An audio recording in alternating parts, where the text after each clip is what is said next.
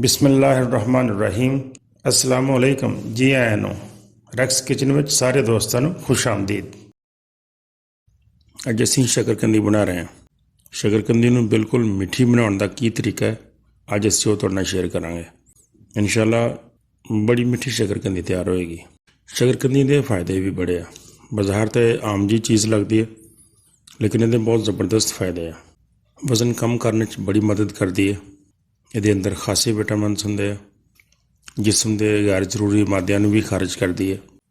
Sugar ਨੂੰ control ਕਰਨ 'ਚ ਵੀ ਬੜੀ ਮਦਦ ਕਰਦੀ ਹੈ ਅਤੇ ਲਿਹਾਜ਼ਾ ਇਹਨੂੰ ਜ਼ਰੂਰ ਖਾਣਾ ਚਾਹੀਦਾ ਹੈ। ਅਤੇ ਆਓ ਫਿਰ ਬਿਲਕੁਲ ਮਿੱਠੀ ਸ਼ਕਰਕੰਦੀ ਬਣਾਉਣੀ ਸ਼ੁਰੂ ਕਰੀਏ। ਸਭ ਤੋਂ ਪਹਿਲੇ ਅਸੀਂ ਸ਼ਕਰਕੰਦੀ ਨੂੰ ਬਹੁਤ ਅੱਛੀ ਤਰ੍ਹਾਂ ਧੋਣਾ ਹੈ। ਮਲ ਕੇ ਇਹਦੀ ਮਿੱਟੀ ਬਿਲਕੁਲ ਅੱਛੀ ਤਰ੍ਹਾਂ ਸਾਫ਼ ਕਰ ਲੈਣੀ।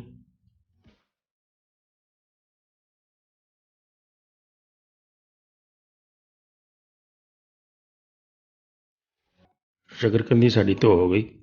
ਹੁਣ ਅਸੀਂ ਸਾਈਡਾਂ ਤੋਂ ਇਹਨੂੰ ਇਸ ਤਰ੍ਹਾਂ ਕੱਟ ਦੇਣਾ ਕਿਉਂਕਿ ਸਾਈਡਾਂ ਤੋਂ ਮਿੱਟੀ ਬਹੁਤ ਅੱਛੀ ਤਰ੍ਹਾਂ ਸਾਫ਼ ਨਹੀਂ ਹੁੰਦੀ, ਲਿਹਾਜ਼ਾ ਇਹਨੂੰ ਥੋੜ੍ਹਾ ਜਿਹੜਾ ਹਿੱਸਾ ਹੈ ਉਹ ਕੱਟ ਦੇਣਾ।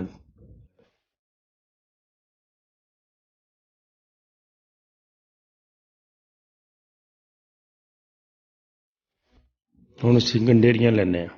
ਇਹ ਗੰਨੇ ਦੀਆਂ ਗੰਡੇਰੀਆਂ, ਇਹਨਾਂ ਦੇ ਨਾਲ ਇਹਨੇ ਮਜ਼ੀਦ ਮਿੱਠੀ ਹੋਣਾ। ਗੰਡੇਰੀਆਂ ਦੇ ਛੋਟੇ ਪੀਸ ਕਰਕੇ ਇਸ ਤਰ੍ਹਾਂ ਕੜਾਹੀ 'ਚ ਪਾ ਲਓ ਅਤੇ ਨਾਲ 1 ਕੱਪ ਪਾਣੀ ਦਾ ਪਾ ਲਓ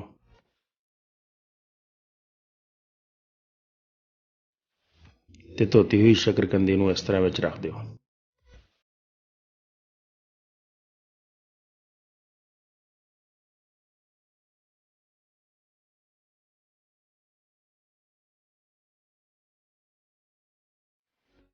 ਢੱਕਣ ਬੰਦ ਕਰ ਦਿਓ ਅਤੇ ਚੁੱਲ੍ਹਾ ਆਨ ਕਰ ਦਿਓ। ਦਰਮਿਆਨੀ ਅੱਗ 'ਤੇ ਅਸੀਂ ਇਹਨੂੰ ਕੋਈ 15-18 ਮਿੰਟ ਪਕਾਉਣਾ ਹੈ ਅਤੇ ਇਨਸ਼ਾਅੱਲਾ 15-18 ਮਿੰਟ ਸਾਡੀ ਸ਼ਕਰਕੰਦੀ ਬਿਲਕੁਲ ਤਿਆਰ ਹੋ ਜਾਏਗੀ। ਅਤੇ ਆਓ ਚੈੱਕ ਕਰਦੇ ਹਾਂ। ਮਾਸ਼ਾਅੱਲਾ ਸ਼ਕਰਕੰਦੀ ਸਾਡੀ ਬਿਲਕੁਲ ਤਿਆਰ ਹੋ ਗਈ ਹੈ।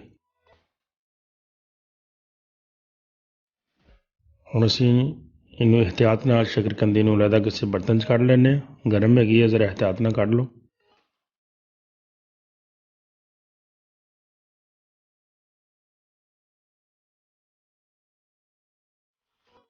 ਸਾਰੀ ਸ਼ਕਰਕੰਦੀ ਨੂੰ ਇਸ ਤਰ੍ਹਾਂ ਛਿੱਲ ਲਓ।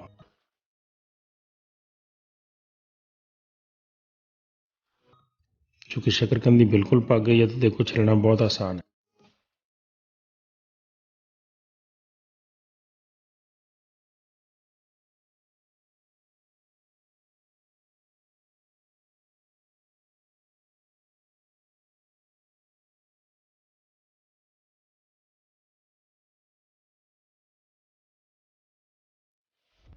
ਛਿੱਲਣ ਤੋਂ ਬਾਅਦ ਇਹਦੇ ਛੋਟੇ ਟੁਕੜੇ ਕੱਟ ਲਓ।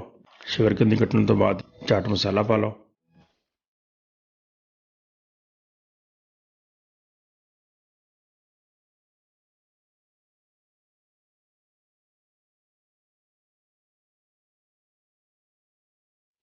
ਅਤੇ ਨਾਲ ਥੋੜ੍ਹਾ ਜਿਹਾ ਲੈਮਨ ਜੂਸ ਦੇ ਨਾਲ ਬੜਾ ਅੱਛਾ ਟੇਸਟ ਬਣਦਾ ਹੈ। ਅਤੇ ਸਾਡੀ ਸ਼ਕਰਕੰਦੀ ਬਿਲਕੁਲ ਜ਼ਬਰਦਸਤ ਅਤੇ ਮਿੱਠੀ ਤਿਆਰ ਹੋ ਗਈ। ਵੀਡੀਓ ਅੱਛੀ ਲੱਗੀ ਹੋਵੇ ਤਾਂ ਵੀਡੀਓ ਨੂੰ ਲਾਈਕ ਕਰ ਦਿਓ, ਦੋਸਤਾਂ ਨਾਲ ਸ਼ੇਅਰ ਕਰ ਦਿਓ। ਮੇਰੀ ਵੀਡੀਓ ਦੇਖਣ ਦਾ ਬਹੁਤ ਸ਼ੁਕਰੀਆ।